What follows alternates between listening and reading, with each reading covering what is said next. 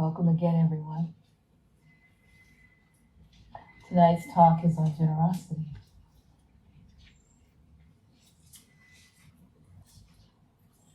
Generosity is often presented as an antidote to greed, but I also think of it as an antidote to fear. And I also believe that forgiveness is a big part of generosity, especially for ourselves. So I'm going to begin with a poem. A conversation with God. Hello, God. I think it's time for you and me to have a little chat.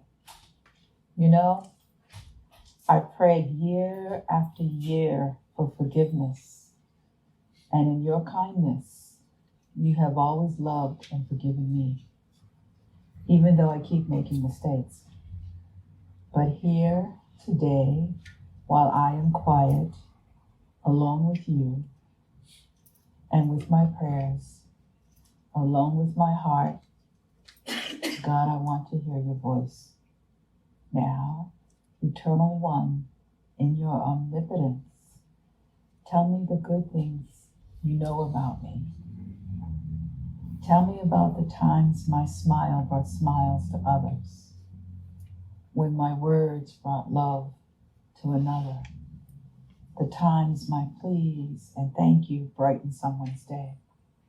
And Holy One, while you're telling me these good things, while you have forgiven me, dear, sweet, loving God, teach me to forgive myself. And that's by Mary Lou Shahara Hadith. Generosity, or dana, is the first of the paramitas, a list in Buddhism of qualities to cultivate in order to live in an awakened life. And the word paramita translates as crossing over to the other shore. And the other 9 paramitas are determination, morality, renunciation, wisdom, energy, patience, truthfulness, loving kindness, and equanimity. These are all natural inclinations of the heart, as Sylvia Boorstein says, qualities to be examined and also practices to continually to return to.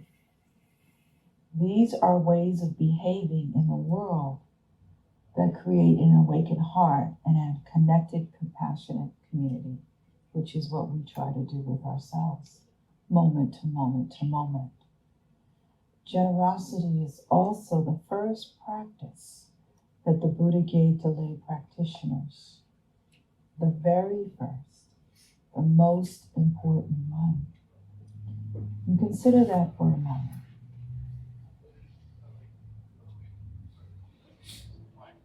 Why is generosity the most important practice? So for a moment, I want everyone to open your hands and then close them really tight and ball them up into a fist as hard as you can. And what do you notice? It's tight, very little can get in, and you have to really squeeze to hold it. Now release and open. There's a difference. It's lighter, it's not as tight, it's maybe not as much tension. There's an ease with your hand being open. So in this place of being open, there's a potential and the possibilities of being able to cultivate giving and receiving. And that's part of generosity as well.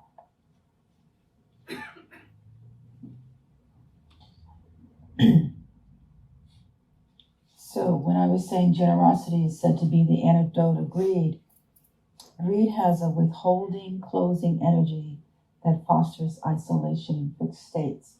And you could use your fist as an example of that when it's closed, it's isolated and it's tight and it's constricted and not much can get in. Underlying greed is fear of there not being enough, fear of losing something, fear of not having something that someone else has. All of the paramitas have their opposite, and it is said that the heart cannot hold both. So we overcome greed and fear by generosity. And by practicing generosity, hopefully the fear dissipates. Bong was so sweet when he talked about his parent experience of practicing generosity and post-experience of practicing it.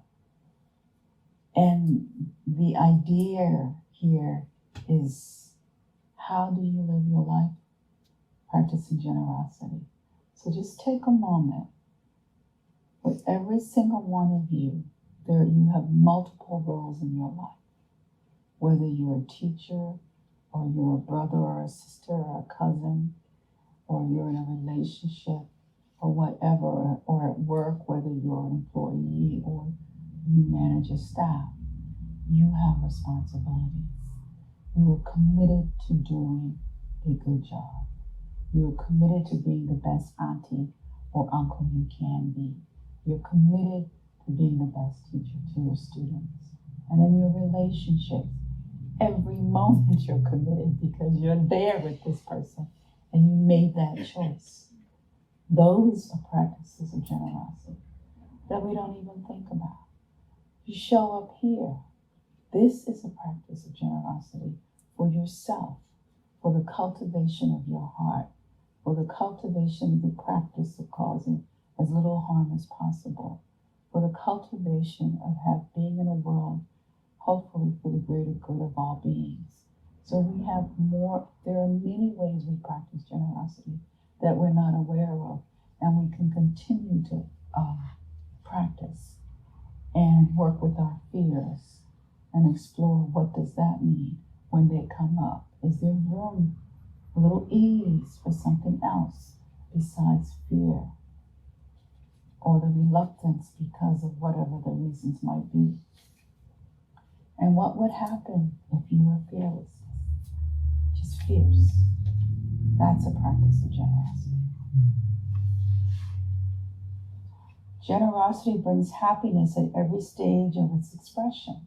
Did you say that? We experience joy in forming the intention to be generous. We experience joy in forming the intention to be generous. The intention is an act of generosity. It is the effort that you are bringing forth. And then the action is manifested in whatever you do. So in the culture of the South, please and thank you is the norm. But that is a practice of generosity. Very few people, I think, say it.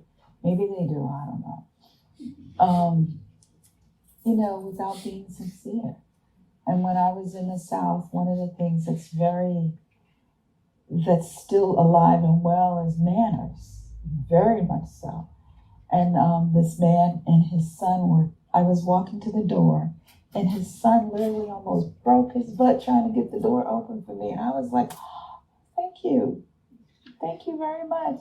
I mean, he was so sincere about it. And plus his dad was standing there, so he had to do it right. But the point is, it was a kindness. It was an act of kindness. And just that effort, that willingness, his zeal, his desire was just precious in itself. We experience joy in the actual act of giving something. And we experience joy in remembering the fact that we have given. So you give because you want to, not because you have to. Because when you have to, that's not generous. That's like somebody telling you, how your mom's like, okay, when you're a kid, share your toys, share the sandwich, share your drink. And you're like, no, I don't want to. And it's like, then you get in trouble because you don't want to share. Well, it's true, you don't want to share. So how do a parent teach a child how to share? That is an act of generosity. Is the teaching and then the child's willingness. Here, you can have some of this. Here, would you like some of this? There can be no true healing without forgiveness of ourselves and of others. We can say healing is the fruit of our practice of forgiveness. And it's Ajahn Mancone and Chotiko. There's another aspect to generosity that I want to talk about. We know about the the Pali word for generosity, which is dana, and it translates as a distribution of gifts. There's also the word kaja, which translates as a heart bent on giving. So dana or giving is intimately tied to karma, cause and effect, whereas kaja describes the state of mind of the generous giver or the desire to give. It is kaja that creates a rich soil for our meditation. So, this is how I imagine it. The intention and the effort, which comes from the Eightfold Path, wise effort, wise intention, wise view, my desire to want to help you is kaja. Dana is the action that's manifested through that desire. So what that means is that it's already started. And so the action is the manifestation of the intention. Does that make sense? We do this all the time. Sometimes when I'm able, I give when someone asks me who's homeless. Sometimes, I remember one time, I was passing these young people in Berkeley, and they were like, smiles are free, and it just made me burst out into a big smile. And I was like, wow, it was like, I don't want anything, I just want the smile. Oh, by the way, if you can, but it was just really sweet, just something like that. Just take a moment and think about a time when someone did something for you and you were surprised and how it made you feel. Totally didn't expect it.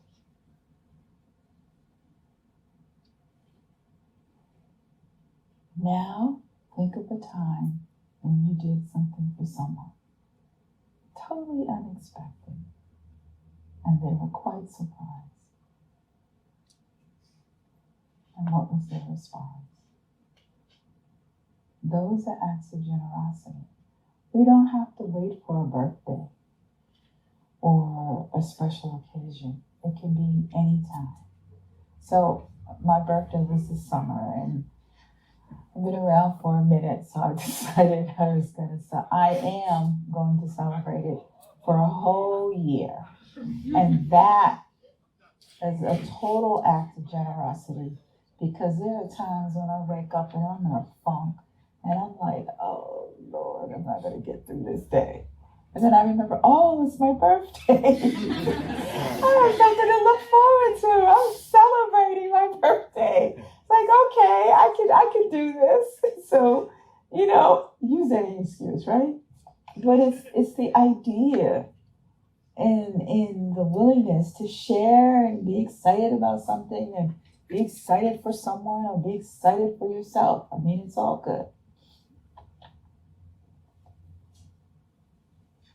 There are 3 degrees of generosity spoken of in Buddhism.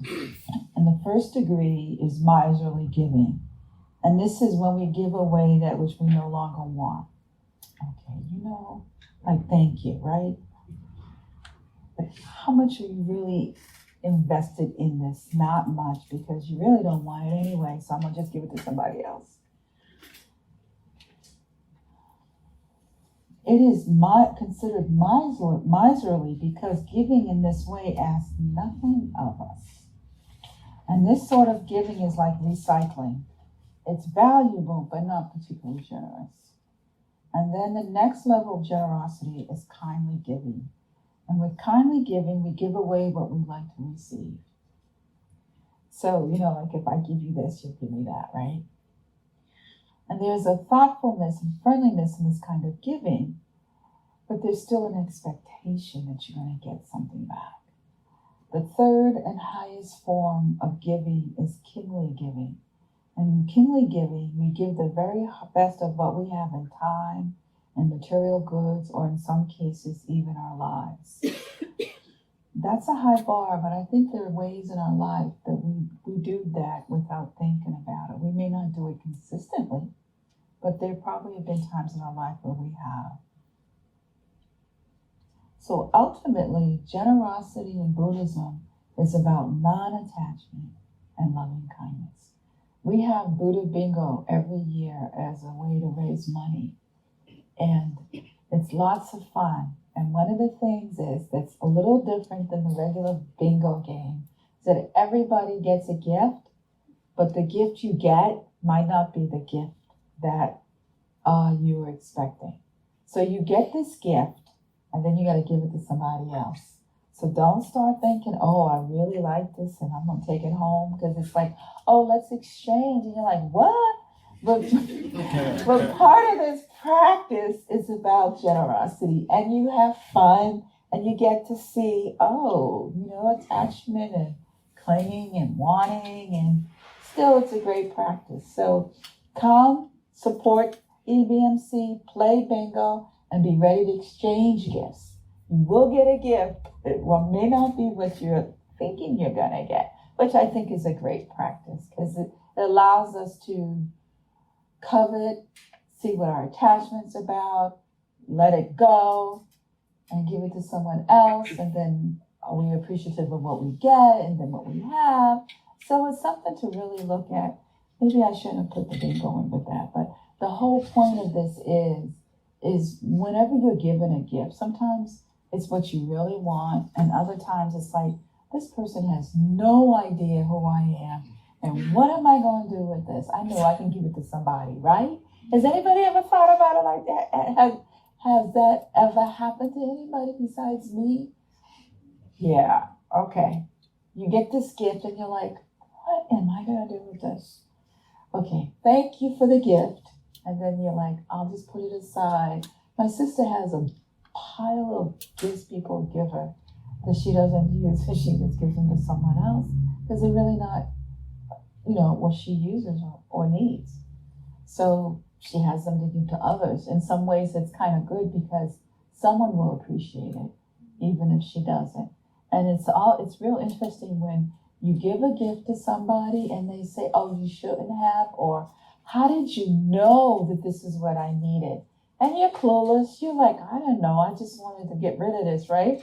But then you feel guilty, because then the person's like so expressive, and you're like, oh, Lord. And so you got to kind of clean up your act so you can feel better, because you know you kind of blew it, because you really didn't really care, but this person is totally into it.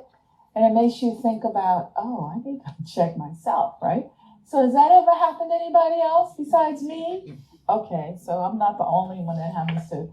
But it's a great practice, because you get to see what we hold on to, what we're attached to, what we don't pay attention to, all of that. And it's a practice. And can we do this? Can we practice loving kindness and acts of generosity without judging ourselves, without blaming ourselves, without beating ourselves up, and without comparing, oh, that person did that, so I have to do this? Because sometimes you don't have anything. I remember I gave a talk, and we did a Dharma talk, and a woman was really, really upset, because she said, I don't have anything for you. And I said, but you do. But I don't have anything. And I said, but you do. And she said, no, I don't. And I said, but you're here. And then her whole face lit up. And I was like, that is a gift. And it was so precious in that moment, because it wasn't about the money. I mean, for her, it was like, oh, I have to do something to appreciate and support the teacher. But sometimes it's not about that. A lot of times it's not about that anyway. It's about showing up and being present, giving someone a ride, or helping someone out, or folding up a chair, or giving someone a meal or something, I remember one time I was leaving a restaurant with some friends, and you know how you have leftovers, and so you're gonna take them home. And this happened to be a really good restaurant. And so I had leftovers. I was like, oh, okay, I'm gonna have these another day. And so I was walking by, I think it was a homeless person. I couldn't remember if it was a male or female. And I just said, here. And they were like, wow, thank you. And I said, oh, there's a fork and there's napkins and everything else, and enjoy yourself. And they're like, wow, thank you. And I thought, I just gave my lunch away. Then I thought, you know what? That's okay, because I have more. Not all the time, but sometimes. And it was just, here. I want you to eat here. You know, sometimes I don't have money, but I might have a sandwich. So this is a practice of generosity. I don't want you to be hungry. We can afford to open ourselves and join the rest of the world with a sense of tremendous generosity, goodness, and tremendous richness. The more we give, the more we gain. Although what we gain should not be any particular reason for giving. Rather, the more we give, the more we are inspired to give constantly. And the gaining process happens naturally, automatically, always. So this is not giving blindly or foolishly, where you deplete your own resources or deprive yourself, because then you end up not having. You give because you want to. You give because you can. It's very different. There's this song called Humble Me, and Nora Jones does a version of it. And Sharon Jones and the Dap Kings also do a version. Now, I'm not going to sing it, so you can be happy about that. I'm not going to even try. And they both do different interpretations of it. And the lyrics are by this guy named Bosco Mann. But here's a couple of the phrases. Humble me, don't let me forget who I am. When I start talking down like I'm hovering above, like a man of some thin matter, or them what you're made of, and when you hear me asking for all kinds of fancy things, things you never had, and things you know you can't bring, and don't be afraid to humble me. Humble me. Don't let me forget who I am. And when I start demanding more than the rest, and when I start mourning about I didn't get the best, just remind me of the man who doesn't have enough to eat. And remind me of the other man with no shoes on their feet. So let me be grateful for all that I've seen and all that I have here. All that I have here. And they'll be around me.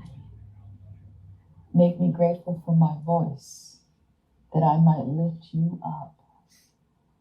Now grateful for these old legs, that I might jump and shout.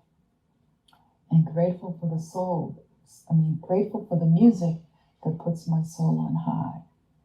I'm grateful for you people.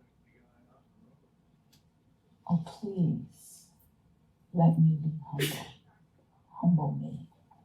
And I'm like, oh, I like that. Because that's the essence of generosity. It's a practice. It's a selfless giving. It's a giving of joy. It's a giving of love. You do this. You know this. But you might not think about it in terms of generosity. How would it be if we could go out into the world and be content to be ourselves, centered in who we are and ready to accept the other person for who they are? What if each of us could meet the other in harmony and justice? And that too is generosity. So this practice has us look at what are we attached to? What do we cling on to? What are we not willing to share or let go of? Or what do we have resentments around? And are those resentments about fear and our own insecurities or our own longings or ways to protect ourselves from being hurt? So what happens when we make a little bit of room for some kindness? A little bit of room for some care? That's practices of generosity. It is time to call upon you, Spirit, you, Mother Earth, you, all guides, to teach me balance. I need to stand firm and speak my truth in this world of drama. I need to stand in my center and breathe the power of infinite love. Help me to stand in balance and not be overwhelmed by sadness and anger and fear when I witness dark evil and the suffering of so many beings. May we all walk in balance. And that's a Kanchak Sanko, heart of light. Begin with yes. Yes for the possibilities that you can be kind. Yes for the possibilities that you care. Yes for the reality of the practices of generosity that you do and that you're committed to continuing to cultivate in your life. I forgot the person who wrote this, so forgive me for this, not having the name of the person. I have missed some opportunities and screwed up others. I have made my share of regrets and sad edges around a relationship or two. I've disappointed my family, my friends, and more often myself. I have complained, whined, and been noisy, and then other times silent when I should have spoken up. But tonight, I will go to sleep with a smile, knowing that tomorrow is right around the corner and another chance to get it right will be waiting for me. That is also an opportunity to practice generosity. Because I think we all have been in those places. I don't think I'm the only one who's screwed up or missed some opportunities to get it right, or been silent when I should have spoken up. And we get an opportunity to do it again. And that is practice, and that is generosity as well.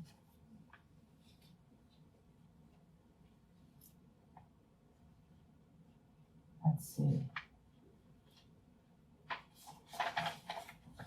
This is what happens when you don't number your pages. An Hong says, the practice of forgiveness is the practice of understanding and compassion. And that's true for generosity too, that it's also a practice of forgiveness, and it's also a practice of understanding and compassion. And understanding is the substance of true love and true compassion. If love is in our heart, every thought, word, and action can bring about a miracle. That's generosity. May we have great people who are still alive, who manifest and embody this. There is, I can't say her name because I always forget how to pronounce it, but you know the woman who comes to town so often and she hugs people? What's her name? Yes. He said it. Can you say it again louder? Ama? Yeah. I haven't had a chance to see her because every time she's come, something's come up, but it's on my bucket list, right? So what she does is just hug people. People just line up to be hugged. Can you imagine someone who embodies that and all they do is just hug you. And so when you receive this hug or you give this, because when you hug someone, it's in an exchange. Two people are putting their arms around each other saying, it's so good to see you. This is for you. How can you not smile? How can you not open your heart? That is a wonderful, wonderful gift. There's a story about the Dalai Lama. He came, one of the times that he came to San Francisco when he was in one of those big mucky muck hotels, I can't remember which one.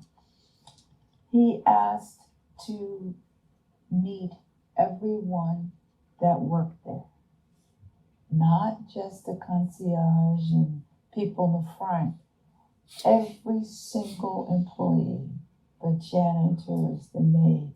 He went to every single one of them and said, thank you. How cool is that? It's like, I see you. I want you to know that what you do is appreciated. Thank you. In Thich Nhat Hanh's teachings, he'll even say thank you to his cup. Like, okay. But I saw Thich Nhat Hanh drink from a cup, and I was moved to tears. I was like, dang, dude, you really are into this. I'm not there yet. But it was amazing to watch. It was like, this is the most important thing right in this moment. And the way he just was attentive to it was like, inspired. I was like, okay, I got a ways to go. This is a high bar. But everything he does is with that love and that kindness and that care. So when he walks the earth, every time he steps down, puts his foot on the ground, he says, thank you to Mother Earth for carrying me. Wow, those are practices of generosity. And I'm like, wow, I have a long way to go. But what's great is that I have examples, And so the bar is a little high. And this is why we have a practice, because we get to cultivate this. And we meet ourselves where we are. I'm not trying to be Thich Nhat Hanh by a long shot. I got a long way to go. It would never happen. At least I don't think so. But at least I can aspire in terms of his examples and his teachings to cultivate that. So that maybe once in a while I'll remember something and say, oh yeah. And it'll be like, the sky's open. And then the next minute I forget everything. But the point is, I get an opportunity to practice and cultivate generosity in a way that I never thought of before. So when you think about it, there's so many different ways. I can't emphasize enough the beauty of this practice. When the Buddha would go from town to town, he would have his monks with him, his little entourage, and he would show up, and everybody would be sitting around, and probably in that culture there was exchange for food and stuff given because a lot of people didn't have any money. And the Buddha would just talk and tell stories. This is his gift. This is my gift. I want you to be awake. I want you to have no suffering in your life. I want you to have ease. I want you to experience joy. When you see a mother and her child, or a dad and his child, or parents and their children, and the love, when you see that, it's hard not to have a warm feeling. So these teachings are from that place of giving and sharing and wanting you to not to suffer, to have ease, to be awake, to taste liberation. So generosity is a way of cultivating liberation. Because in that moment, you're free.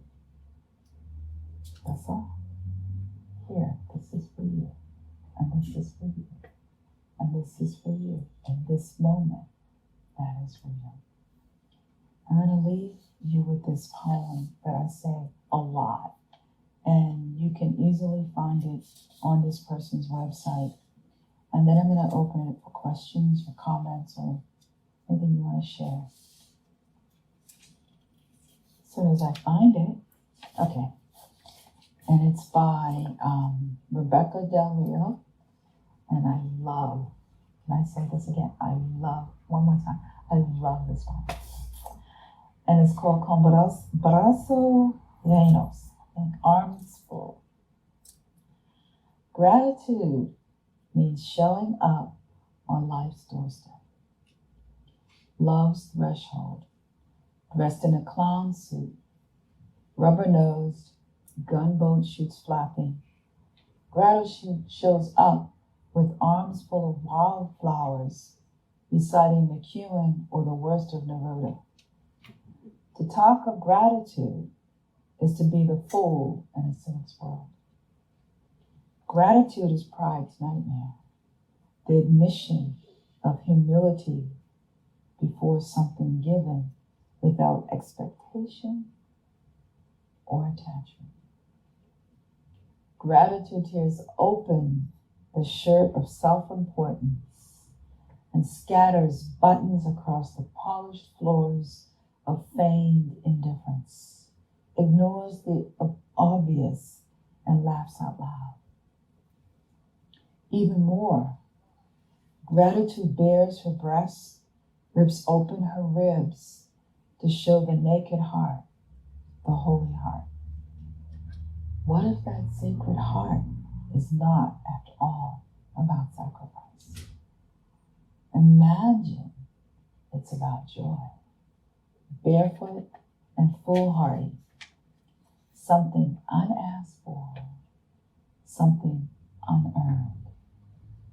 What if the beat we hear when we are finally quiet is simply this? Thank you. Thank you. Thank you. Such a good book. Thank you for your attention and your practice. So, take a breath, wiggle your feet, move your shoulders, just relax a little bit, and if you have any questions or comments on anything you want to share or ask clarification. Yes, someone has their hand up over here. And if you could say your name, if you don't mind. Thank you. So thank you for your talk. So you could say.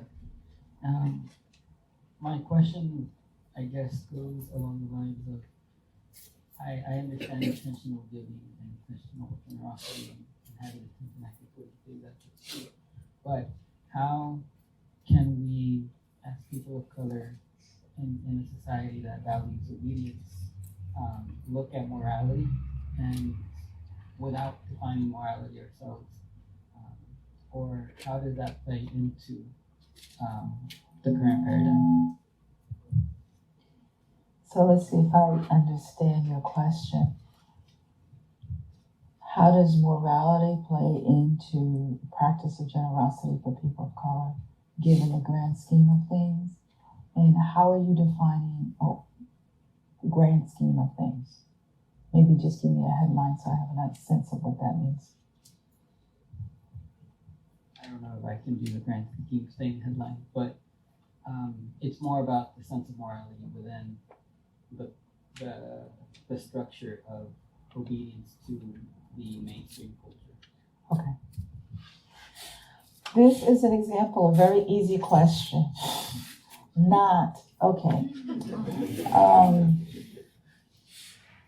It's a very good question.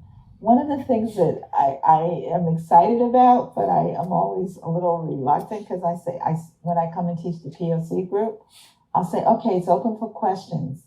Do I get easy questions? No. But it's like wonderful questions, because it really helps me not only stretch how I interpret the Dharma, but how I hold it, and how do we work this question and understand it in the context of the teachings of the Buddha, and how do we understand that in a larger context?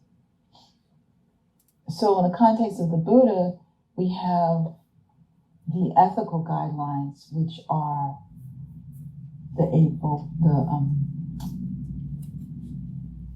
the precepts, because they're the guidelines that help us in terms of how we want to be with someone else and how we want to be treated and how we want others to treat us.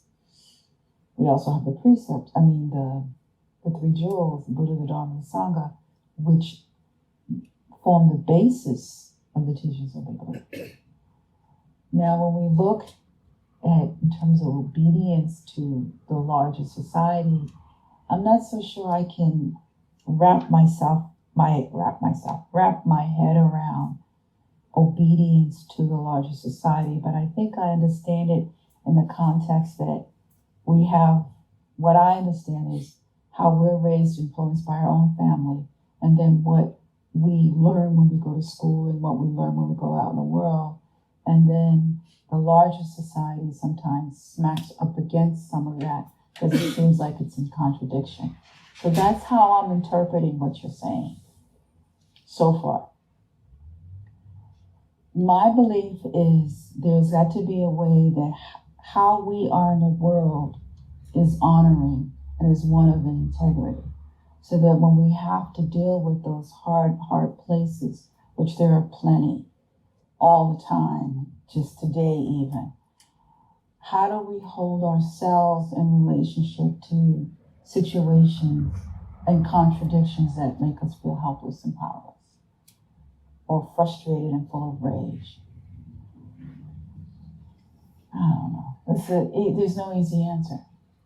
One is, how do you want to be treated in the world regardless of what's coming to you?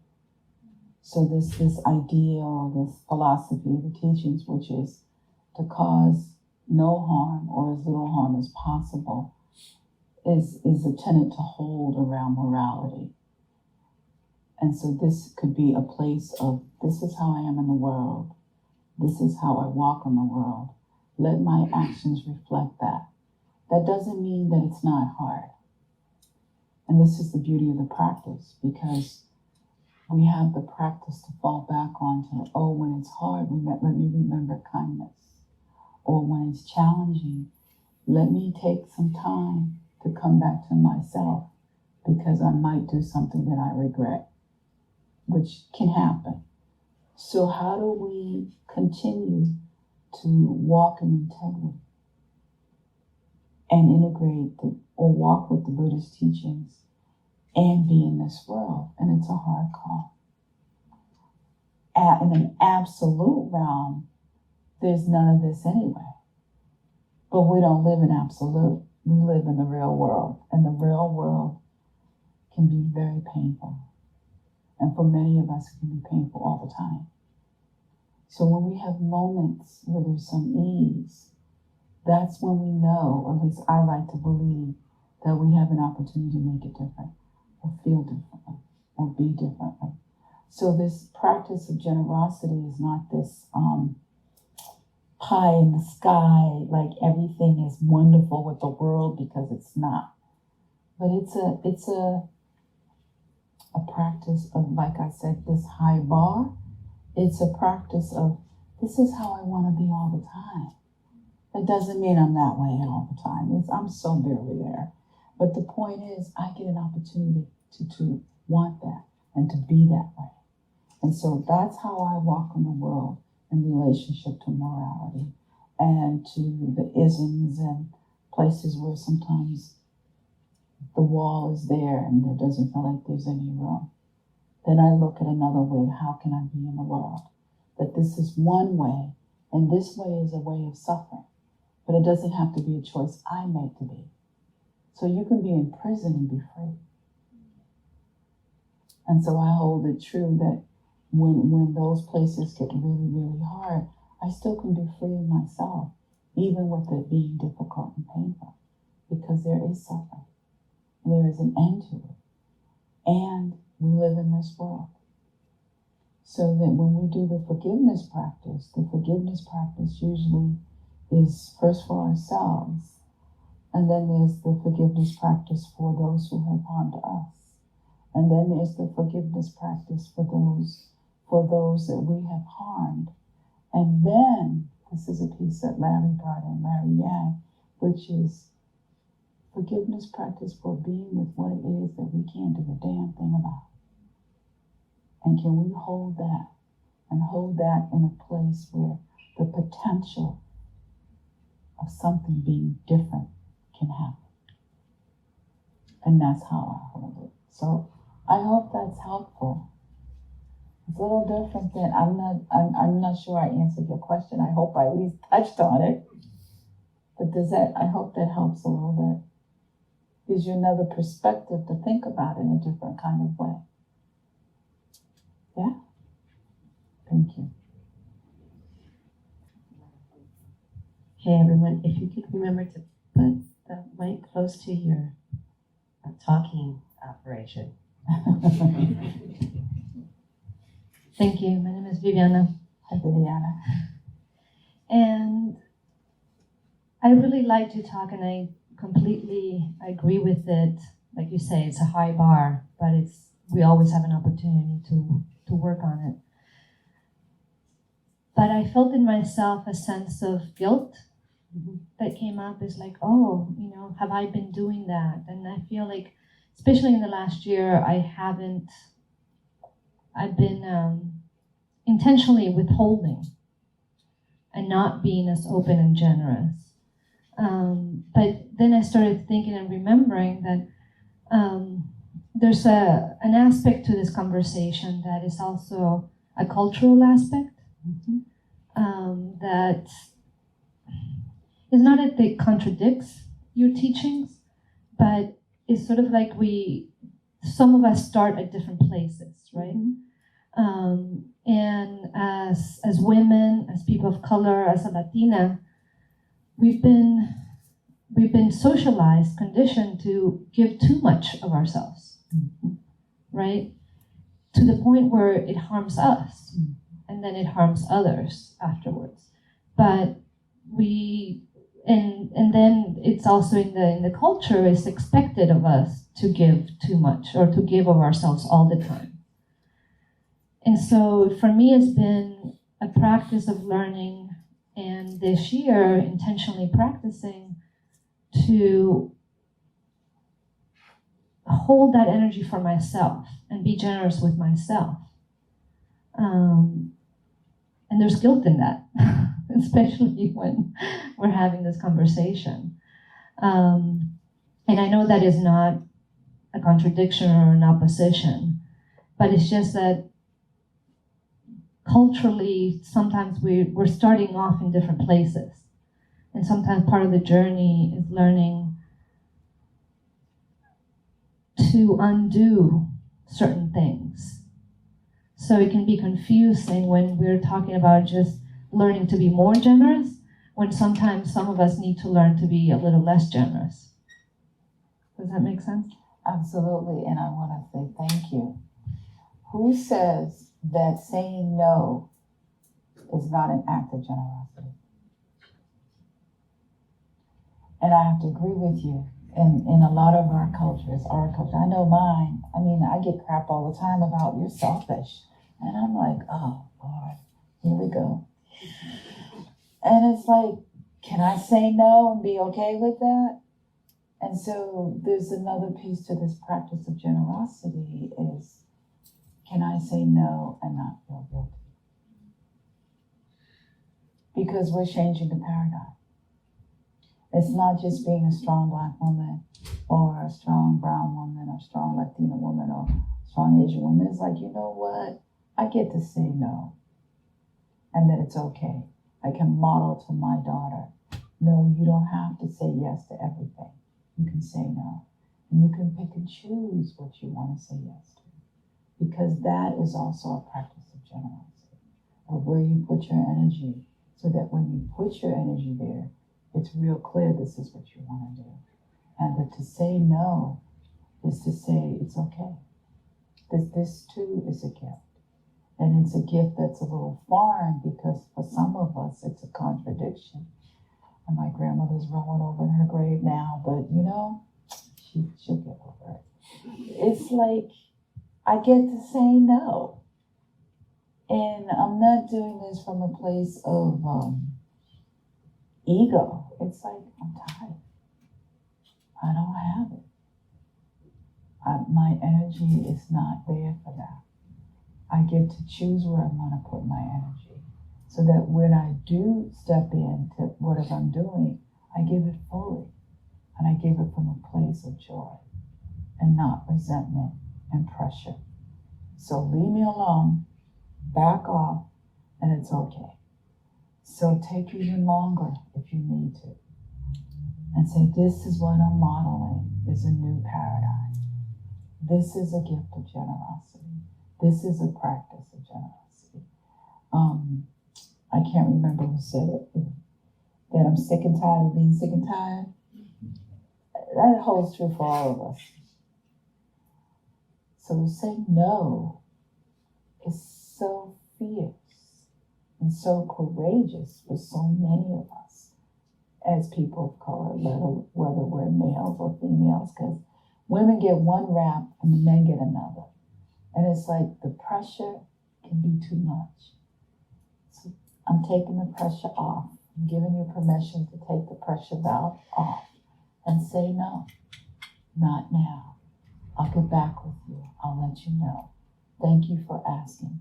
I'll see if I'm available. No, I'm not. But thank you.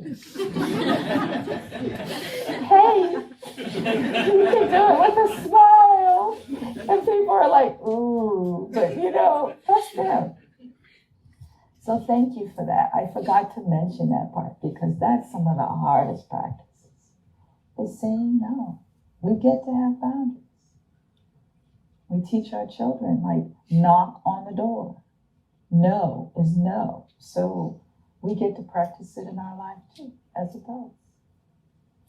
Thank you for that. That's important. The person over here, I think, make this the last one. Yeah, in terms of time.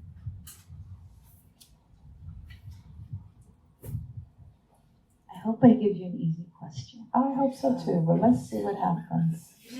But I thank you for being present enough to, as you mentioned, enhance your own understanding of the Dharma. Thank you. My name is Diana, and throughout my life, I've been a service provider. I actually have a different experience than the one the fellow sister mentioned. I don't think that we have, or I have been inculcated to give in ways that I've seen things have just been taken. And I think of our intergenerational trauma and just thinking things have always been taken.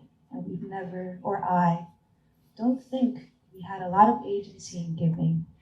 Although I believe that the way that I think of the communities of my native home are very generous without expecting anything in return.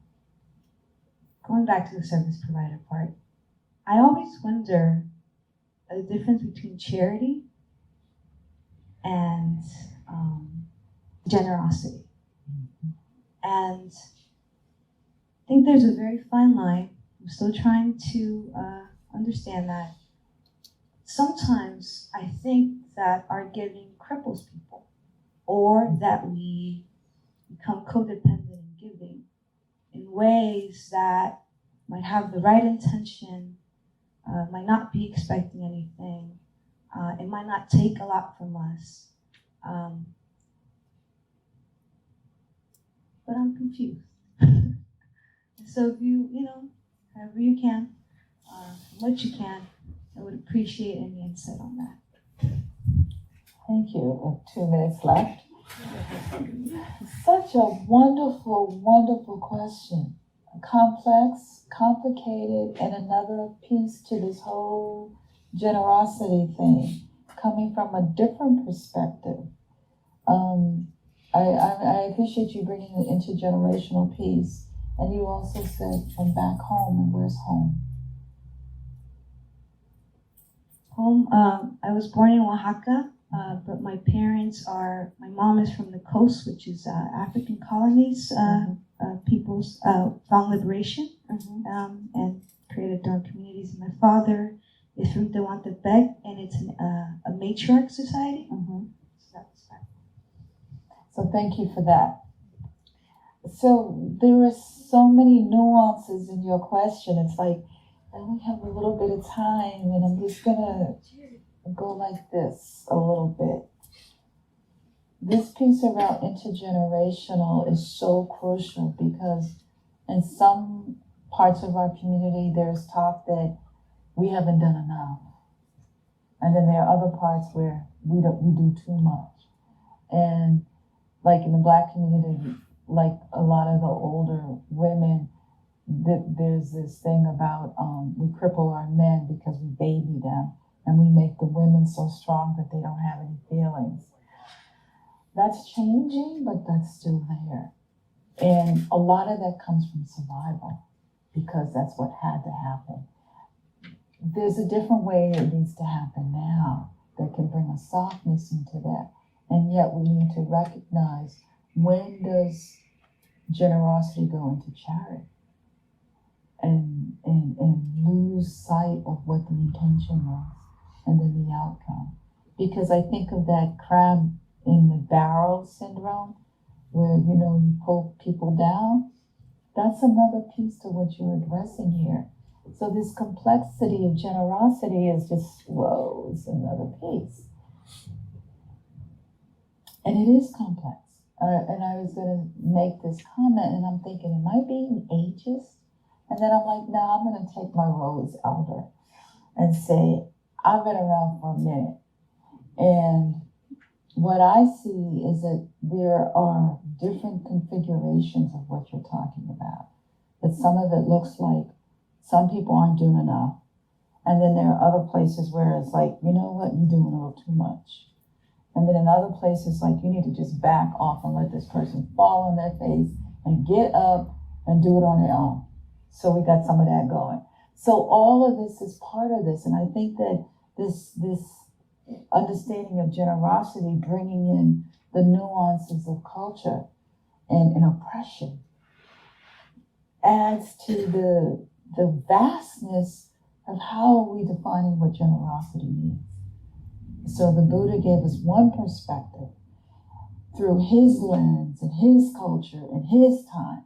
And then we take that interpretation or that understanding and bring in what I bring in and what you bring in and what you bring in. So it even opens up the whole concept of how are we understanding Buddhism anyway in a cultural context that's not talked about. And it hasn't been written about. And it's like, okay, so now you're asking me. And I'm trying to make sense of it. Because again, we go from the absolute to the relative. And we're talking about the relative. We're not talking about the absolute. And in the relative, there's oppression. And in the relative, this generosity thing is like, whoa, let me rethink how I'm even thinking of holding this. So I invite you to continue to explore, continue to ask questions, continue to challenge teachers.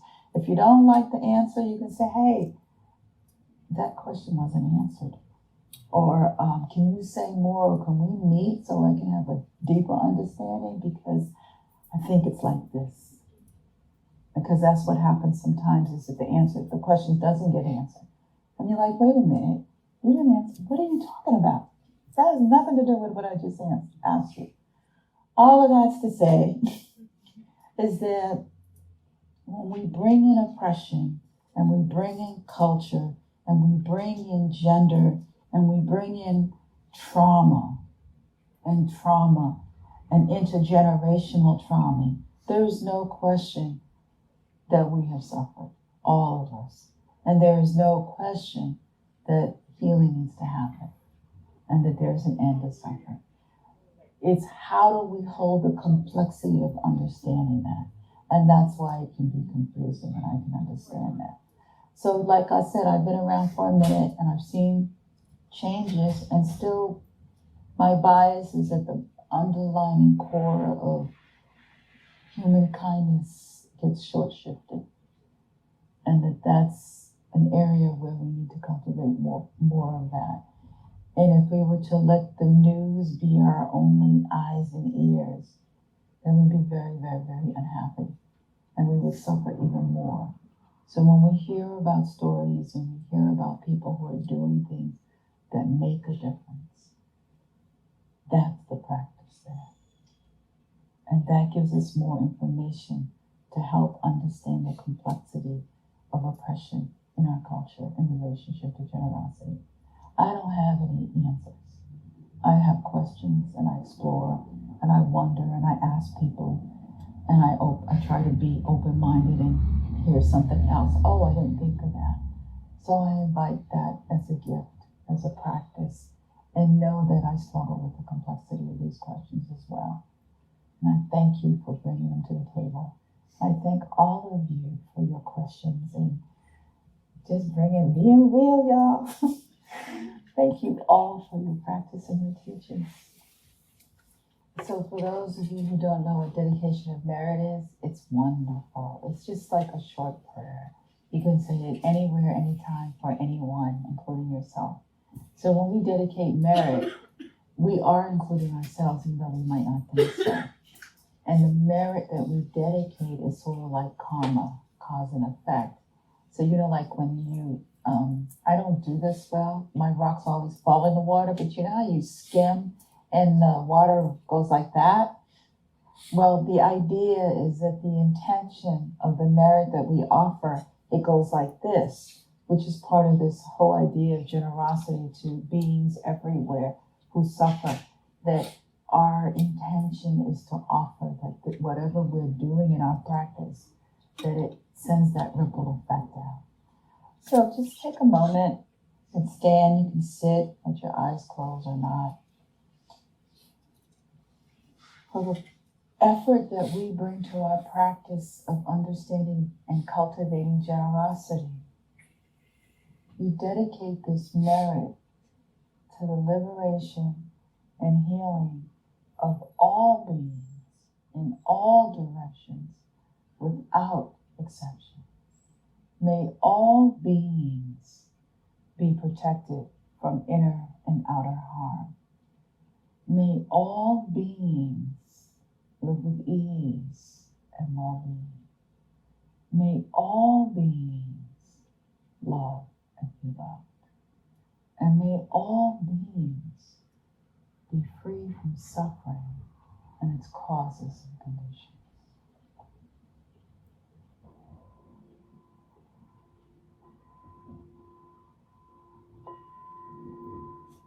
Thank you so much for such a wonderful evening.